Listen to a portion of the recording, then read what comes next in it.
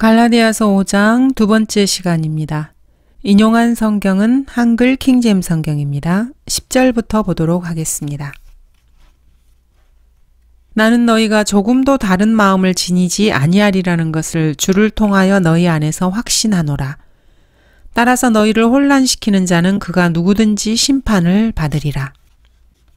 너희를 혼란시키는 자, 이것은 수많은 사람들이 될 수 있습니다. 본문에서 직접적으로는 행위를 통해서 의롭게 된다고 주장하는 이런 율법주의자들을 겨냥하는 말씀입니다. 바울은 여기서 자신이 갈라디아인들을 신뢰한다는 사실을 알려주고 있습니다. 그래서 그들이 올바른 위치에 서도록 격려하고 있습니다. 그래서 갈라디아인들은 바울이 말한 대로 이 문제에 대해서 조금도 다른 마음을 지니지 아니할 것입니다. 11절 그러나 형제들아 만일 내가 지금껏 할례를 전한다면 어찌하여 아직도 박해를 받겠느냐. 그랬더라면 십자가의 거침이 그쳤으리라.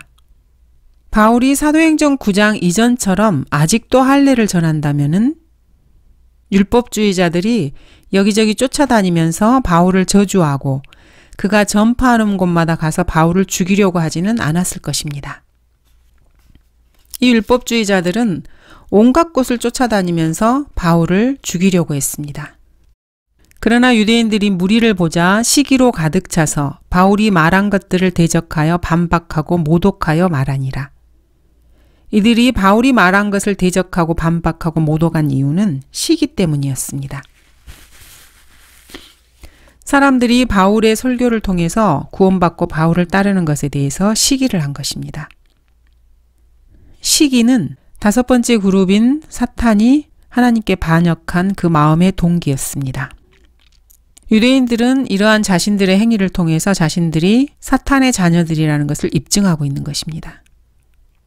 그때 안티옥과 이코니움에서 거기로 온 어떤 유대인들이 무리를 설득하여 바울을 돌로 치니 그가 죽은 줄로 생각하고 성읍 밖으로 끌어내더라.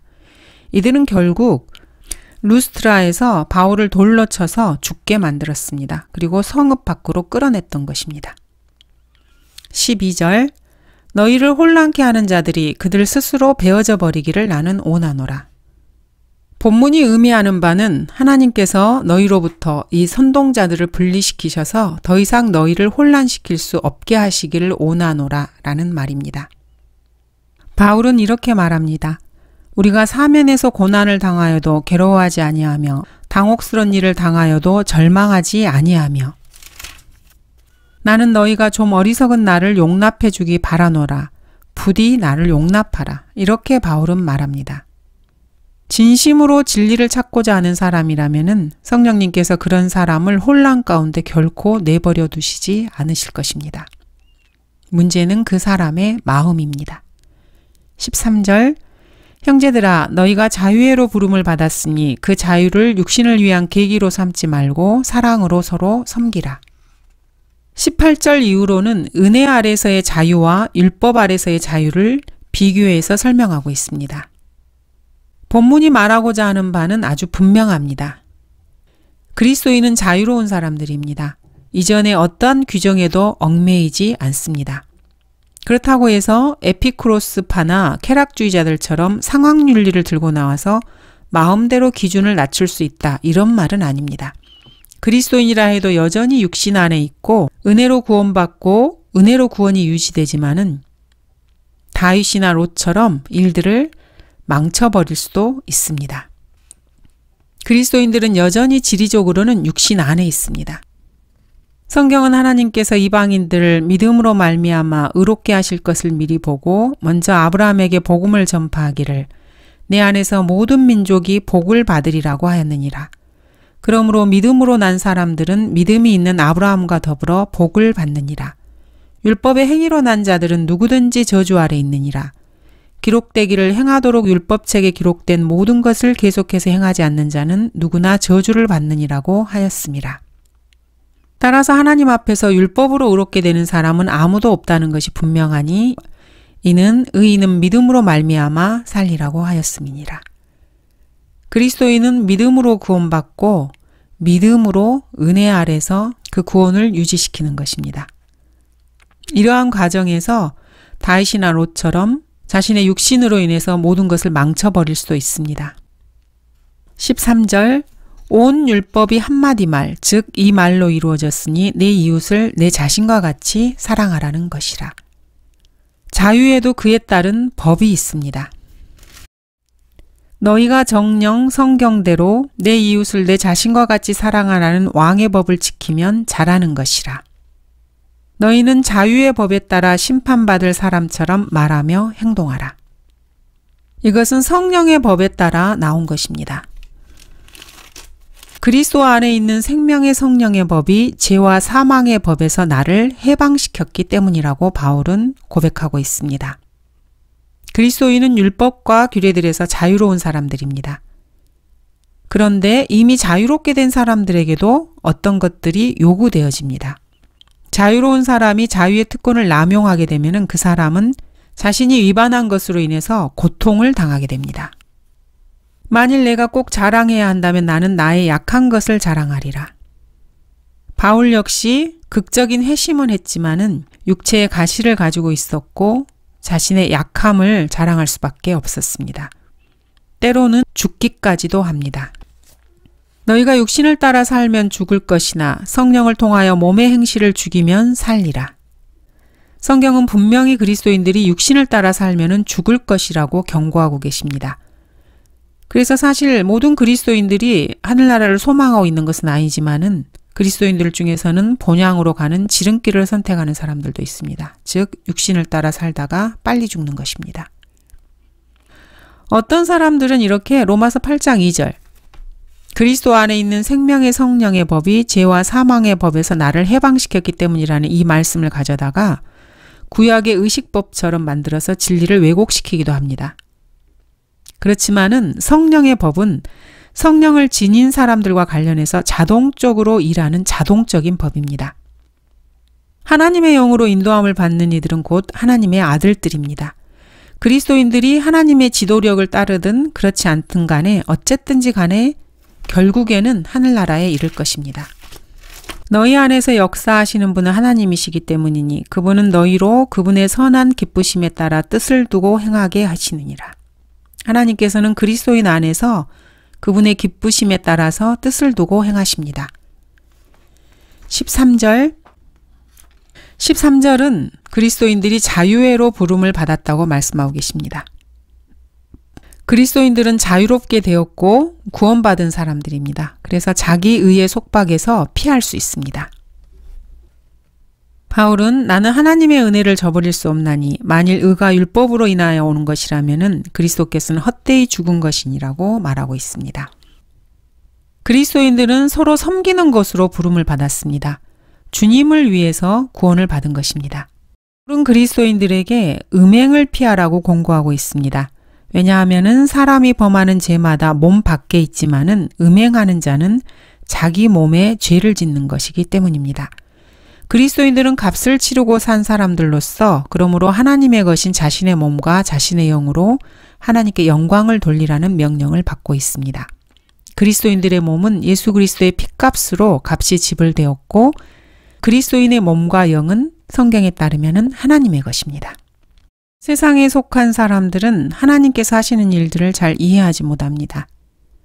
하나님께서는 그리스도인들에게 이 세상을 이용하는 자들은 다 이용하지 못할 것처럼 하라고 권면하고 계십니다. 왜냐하면 이 세상의 형체가 사라져가고 있기 때문입니다. 4절 온 율법이 한마디 말, 즉 이 말로 이루어졌으니 내 이웃을 내 자신과 같이 사랑하라는 것이라. 이 말씀은 로마서 13장에서도 이어지고 있습니다. 반복되고 있습니다.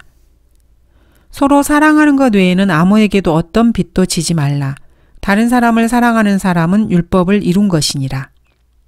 사랑은 자기 이웃에게 악을 행치 아니하느니라. 그러므로 사랑은 율법의 완성이니라.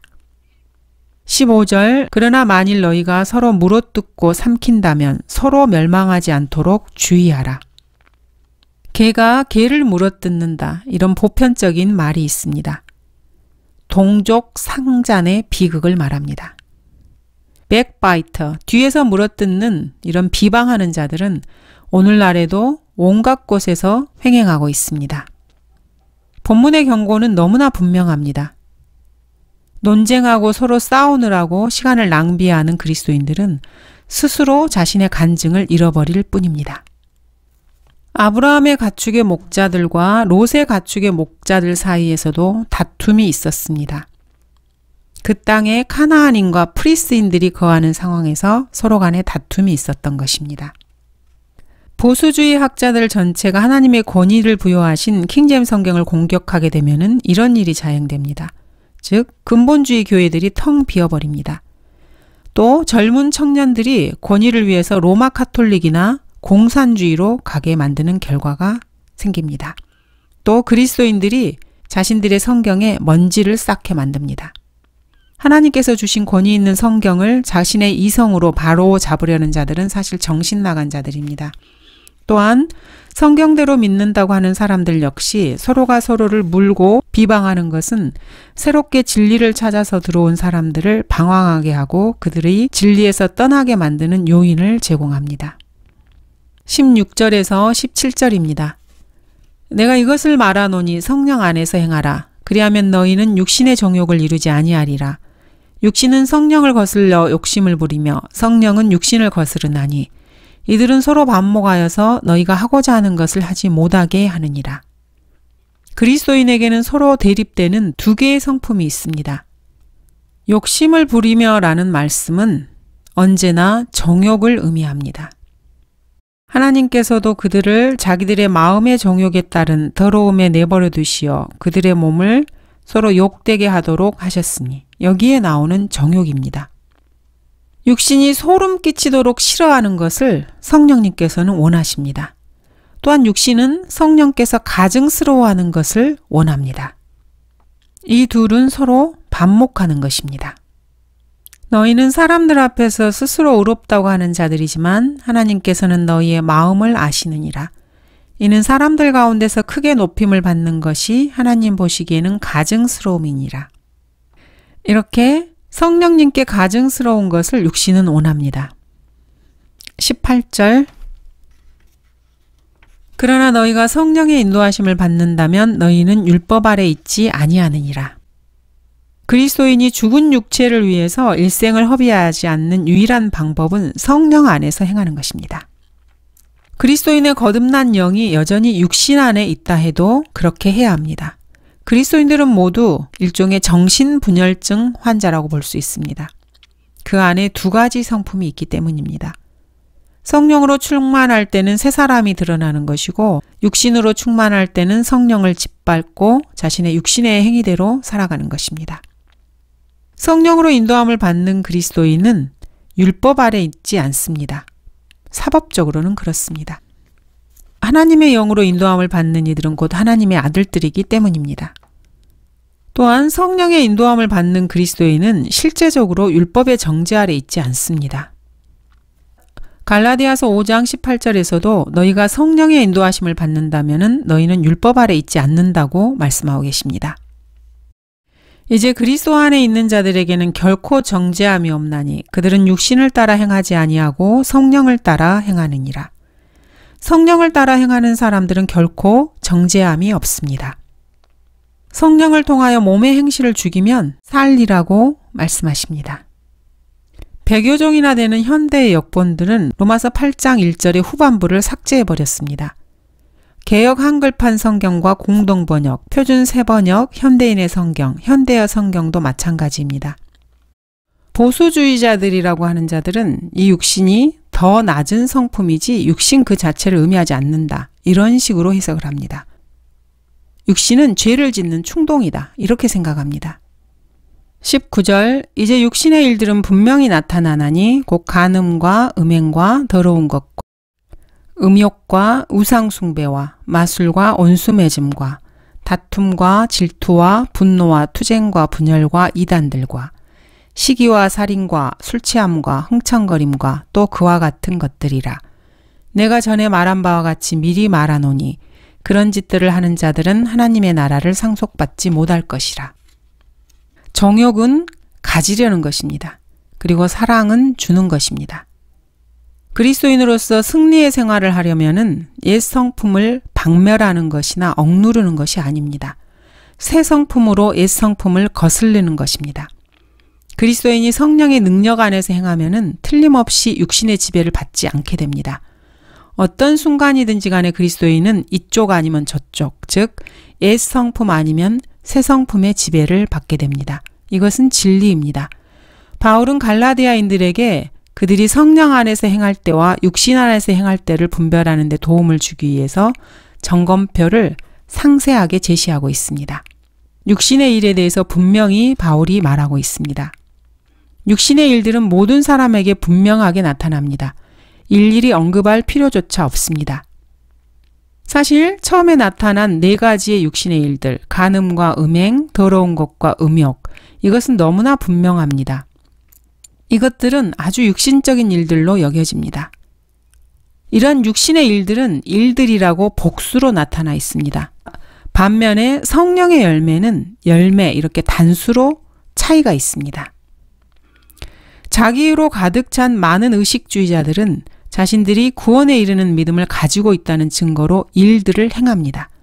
수많은 일들을 행합니다. 그러나 구원에 이르는 믿음은 열매와 관련이 있습니다. 일들, 즉 복수로서의 일들은 죽은 행실과 관련이 되어 있습니다. 거듭나지 않고 자기의로 가득 차서 지옥으로 향하는 죄인에게 열매를 맺을 의무 같은 것, 이런 것을 면제해 주지는 않습니다. 그가 우리를 위하여 자신을 주신 것은 우리를 모든 죄악에서 구속하시고 자신을 위해 정결케 하사 선한 일에 열심을 내는 독특한 백성이 되게 하려 하심이라. 우리는 그분의 작품이니 그리스도 예수 안에서 선한 일들을 위하여 창조되었느니라. 이 일들은 하나님께서 미리 정하시어 우리로 그것들 가운데서 행하게 하려 하신 것이라. 대부분의 사람들은 간음을 혼인한 사람이 범하는 죄악으로 생각하고 음행은 독신이 범하는 죄악으로 이렇게 설명을 합니다. 하지만 성령님께서는 그렇게 생각하지 않으십니다. 그래서 이들은 마태복음 19장에서 예수님께서 혼인한 사람에게도 음행이라는 용어를 사용하는 걸 보고 당황해합니다. 성경은 누구든지 음행한 연고 외에 자기 아내를 버리고 이렇게 말씀하고 있기 때문입니다. 성경에서 음행은 항상 그 행동 자체를 말합니다. 간음은 혼인계약을 깨트리는 것이나 하나님에게서 영적으로 타락하는 것을 말합니다. 성경에 맞춰서 웹스터 사전은 바뀌어야 합니다. 음욕이라는 것은 사욕에서부터 동성연애와 극단적인 성도착 등 여러 종류의 방종을 말합니다. 우상숭배에 대해서 사도 바울은 탐심이라고 그것을 정의하고 있습니다. 여기에는 아테네 대학의 헬라어 교수들이 행하는 우상숭배가 포함이 됩니다. 바울은 고등교육을 받았다고 하는 그리스의 불가지론자들에게 이렇게 설교합니다. 지나다니다가 너희가 섬기는 대상을 보았는데 알지 못하는 신에게라고 새겨놓은 제단도 있었노라. 그러므로 너희가 알지 못하면서 섬기는 그 대상을 너희에게 알게 하리라. 고등교육을 받은 사람들이 섬기는 신들, 그건 역시 우상숭배에 해당합니다. 20절의 마술은 계시록 9장 21절의 마술입니다. 또 자기들의 살인과 마술과 음행과 도둑질을 회개하지 아니하더라. 여기서 마술은 조제술, 약학을 의미합니다. 종교적인 의식으로 환각제나 헤로인, 마리화나 아편을 사용하는 것이 여기에 포함이 됩니다. 약물을 사용하는 것은 사실 진리를 찾고자 하는 것과 관련되어 있습니다. 현대 교육자들이 마약 중독자들과 영적 실제 또는 영적인 진리와의 관계를 부인하는 것은 참으로 어이없는 일입니다. 마약 중독자는 구도자라고 할 수 있습니다. 마리화나 담배, 환각제, 코카인 등과 함께 창세기 3장에서부터 부과된 삶의 의무에서 피하기 위해서 경험, 사건, 진리의 순간 등을 택하는 것입니다. 이 중독자들이 느끼는 실제에 대한 두려움이 오히려 자유주의 목사들이 묘사하는 실제보다 더 분별력이 있습니다. 이 중독자들은 실제에 대한 두려움에서 이것을 피하기 위해서 약물에 의존하는 것입니다. 자유주의 목사들이 묘사하는 실제보다 차라리 이 마약 중독자들이 느끼는 실제가 더욱더 분별력이 있다고 할 수 있습니다. 모든 진화론자들은 사회와 사회적 문제에 접근하는 방식, 이들의 방식은 진화론적인 공산주의자의 태도입니다. 오늘날 사회에서 약육강식의 원리가 통하는 것은 바로 창세기 3장 때문입니다. 마약 중독자들은 자유주의 목사들보다 더 분명하게 이 사회의 성격을 인식하고 있는 셈입니다. 다만 그들은 잘못된 길로 피한 것입니다. 사울처럼 말입니다. 이들에게는 성경의 위로자가 없기 때문에 인생에 소망이 없다는 것을 이들은 잘 알고 있는 것입니다. 성경에는 마술이 여자와 관련해서 언급됩니다. 자기 아들이나 자기 딸을 불가운데로 지나가게 하는 자나 점치는 자나 때를 살피는 자나 마법사나 무당이나 신명기 18장에 나오는 말씀입니다. 점에 대한 헬라어는 푸소노스로 피톤의 영입니다. 피톤은 뱀, 곧 큰 뱀의 이름입니다. 때를 살피는 자는 현대의 점성술사를 말합니다. 마법사는 현대의 체면술사, 마약 판매상입니다. 역대기야 33장입니다. 그의 자녀들로 흰놈의 아들의 골짜기에서 불을 통과하게 하였고 또 때를 살피며 마법을 쓰고 요술을 쓰며 부리는 영과 마법사들을 상대하여 주의 목전에 많은 악을 행하여 그분을 경록해 하였노라. 유다의 왕들 중 최악의 왕인 므낫세가 행한 일입니다. 주님께서는 출애굽기에서 무당을 살려두지 말라고 명령하십니다. 나훔서에서는 신비의 바벨론의 예표로서 니느웨에 대해서 말씀하십니다. 잘생긴 창녀의 많은 음행 때문이라. 그녀는 그녀의 음행으로 민족들을 팔고 그녀의 마법들로 가족들을 파는 마법들의 여주인이니라. 이 문장은 요한계시록에 등장하는 큰 바벨론을 생각나게 해줍니다. 초기 프리탄들은 어리석게도 왕국이 왔다고 생각했습니다. 존 칼빈에게서 이런 생각을 수용한 것입니다. 그래서 이들은 이스라엘의 신정 통치를 법률로 정했습니다. 그래서 새로운 영국을 세울 수 있을 것이라고 믿고 있었고 자신들이 정착한 땅을 뉴 잉글랜드라고 이름을 지었습니다. 카톨릭이 프로테스탄트를 불태워서 죽였던 스미스필드에서처럼 이 사람들은 살렘에서 마녀 재판을 행했습니다.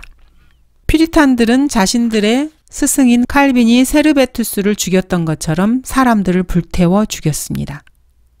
이런 내용과 관련해서 카톨릭의 공식적인 견해와 존 칼빈의 견해는 일치합니다. 20절은 우상숭배, 마술, 온수매즘, 다툼, 질투, 분노, 투쟁, 분열, 이단들을 언급하고 있습니다. 분노와 투쟁과 분열과 이단들은 감정의 흥분, 싸움, 이미 확립된 권위에 대항해서 반역을 선동하는 것, 계시된 진리의 말씀에 반대되는 신학을 따르는 것을 말씀합니다. 이러한 반역은 특히 교회에서 일어나는 반역을 말합니다. 잘 다스리는 장로들을 배나 존경할 사람으로 여기되 특별히 말씀과 교리에 수고하는 이들에게 그리할지니라고 성경은 명령하고 계십니다. 로마 카톨릭에서 말하는 이단은 성경이 말씀하신 이단과 완전히 다릅니다. 성경적 구원을 율법주의자들은 이단이라고 정죄했습니다. 왈덴시안과 알비겐시스도 그리스도의 대리자라고 하는 자에 의해서 이단이라고 불렸습니다. 이 그리스도의 대리자라는 자는 포도주에 취한 교황을 말합니다. 진화론자들에게 창조론은 이단입니다. 인종차별은 인종통합론자들에게는 이단입니다. 국제사회주의자들에게 따르면 고립주의는 이단입니다. 볼테르 루소에게는 성경이 이단이었습니다. 이단이라는 칭호는 이렇게 양쪽에서 작용이 가능합니다. 잠언은 악인의 희생제는 주께 가증한 것이나 정직한 자의 기도는 그의 기쁨이라고 말씀하십니다. 또한 불의한 사람은 의인에게 가증하고 정직하게 행하는 자는 악인에게 가증합니다. 서로가 서로를 가증하게 여기는 것입니다. 불신과 이단은 서로 다른 용어입니다. 불신자라는 것은 계시된 진리를 믿지 않는 자들입니다. 이단은 계시된 진리를 받아들이기는 하는데 자신들 임의로 바꾸어서 자기들이 목표하는 바를 이루기 위해서 바꿔버리는, 변개시키는 자들입니다. 예를 들어서 후천년주의, 무천년주의, 침례로 인한 중생, 마리아의 승천, 이러한 것들은 사실 기독교 교리처럼 꾸며져 있습니다. 그렇지만 가장 크고 두드러진 네 가지 이단이라고 볼 수 있습니다. 변개된 성서들 역시 불신자들이 아니라 이러한 이단들에 의해서 번역된 것들입니다. 시기, 살인, 술취함, 흥청거림. 흥청거림은 오늘날 현대사에서 아주 보편적인 모습입니다. 서울의 밤거리, 대도시의 밤거리, 워싱턴의 아파트, 뉴욕의 도시, 빌버리 힐즈의 주택가, 주요 대학들의 주말, 요즘은 중고등학교에서도 이런 일들이 계속됩니다. 이러한 흥청거림은 그곳이 어디든지 간에 100년 전보다 20년 전이 100배 성행하고 20년 전보다 지금이 훨씬 더 성행합니다. 흥청거립니다. 21절에서는 내가 전에 말한 바와 같이 미리 말하노니 이렇게 말하고 있습니다. 두 번째로 말하고 있는 것입니다. 전에 말한 것이라는 것은 사장에서 하는 설교를 말하는 것입니다. 21절은 그런 짓들을 하는 자들은 하나님의 나라를 상속받지 못할 것이라고 말하고 있습니다. 그리스도인이라면은 자신의 배를 불리는 목사들이나 성경 교사들의 말에 귀를 기울이지 말고 하나님 말씀에 귀를 기울여야 합니다. 본문에서 말씀하시는 하나님의 나라는 로마서 14장 17절의 하나님의 나라와 같지 않습니다. 로마서 14장 17절입니다.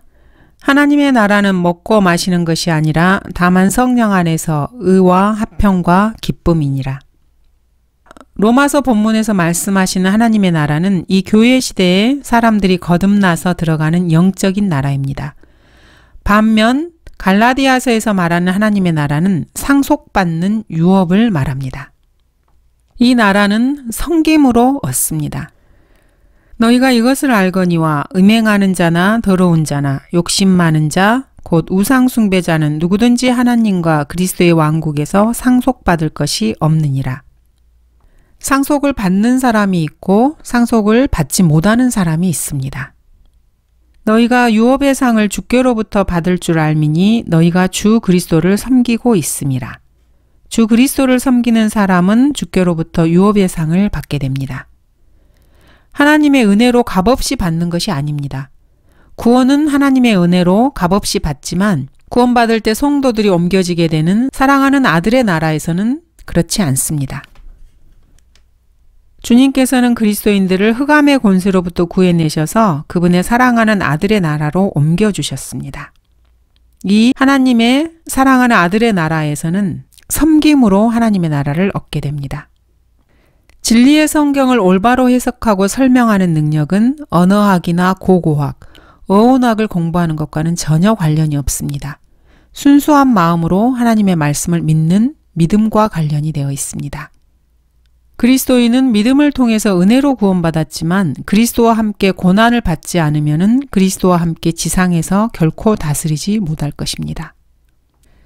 자녀이면 또한 상속자들이니 하나님의 상속자들이요 그리스도와 함께한 공동 상속자들이니 우리가 그와 함께 고난을 받은 것은 함께 영광도 받게 하려 함이니라.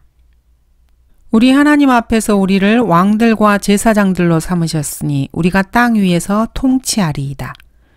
그리스도인들은 왕들과 제사장들입니다.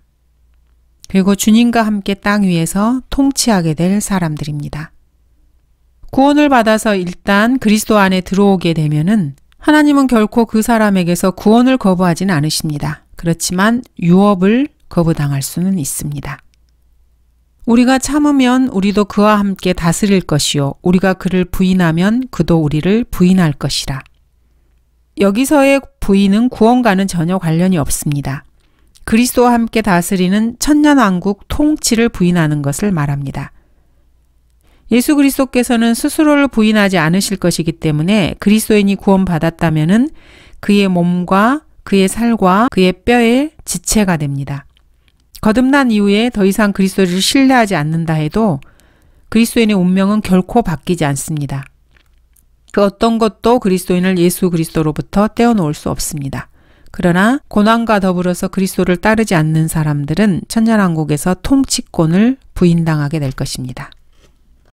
지상 삶을 사는 동안 그리스도를 위해서 그리스도인들이 섬기는 것, 그것이 바로 천년왕국에서 보상을 결정하게 됩니다. 이것은 사실 행위에 달려 있습니다. 에서처럼 그리스도인들은 이러한 유업을 잃어버릴 수도 있습니다. 참으로 놀라운 말씀입니다. 감사합니다.